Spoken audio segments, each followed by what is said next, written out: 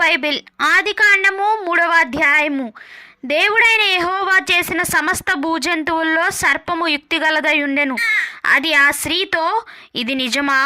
ఈ తోట చెట్లలో దేని ఫలములనైనను మీరు తినకూడదని దేవుడు చెప్పెనా అని అడిగెను. అందుకు స్త్రీ, ఈ తోట చెట్ల ఫలములను మేము తినవచ్చును. అయితే తోట మధ్యనున్న చెట్టు ఫలములను గూర్చి దేవుడు మీరు చావకుండునట్లు వాటిని తినకూడదనియో వాటిని ముట్టకూడదనియో చెప్పెనని సర్పముతో అనెను.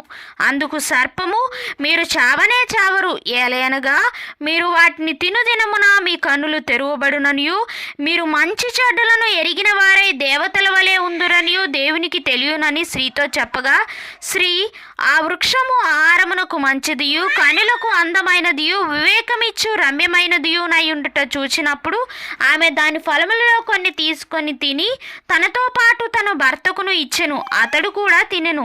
అప్పుడు వారిద్దరి కన్నులు తెరవబడును. వారు తాము దిగంబర్లమని తెలుసుకొని అంజూరపు ఆకులు కుట్టి తమకు కచ్చడములను చేసుకొనిరి.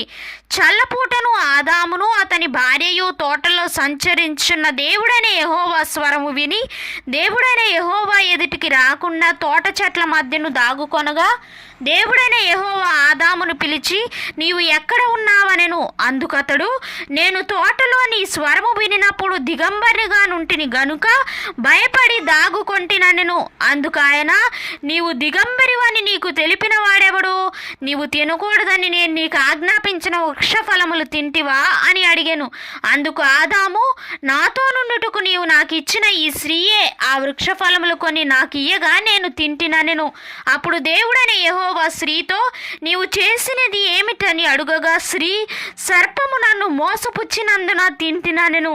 అందుకు దేవుడైన యెహోవా సర్పముతో, నీవు దీన్ని చేసినందున పశువులన్నిటిలోనూ భూజంతువులన్నిటిలోనూ నీవు శపించబడిన దానివై నీ కడుపుతో ప్రాకుచు నీవు బ్రతుకు దినములన్నీ మన్ను తిందువు.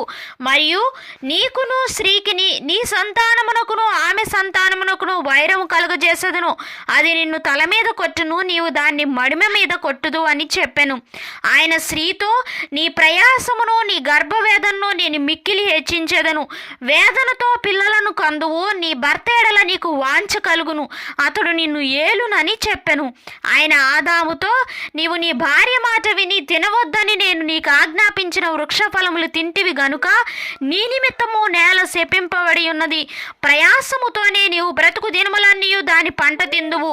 అది ముండ్ల తుప్పలను గచ్చ పొదలను నీకు మొలిపించును. పొలములోని పంట తిందువు. నీవు నేలను తిరిగి చేరు వరకు నీ ముఖపు చెమట కార్చి ఆహారము తిందువు.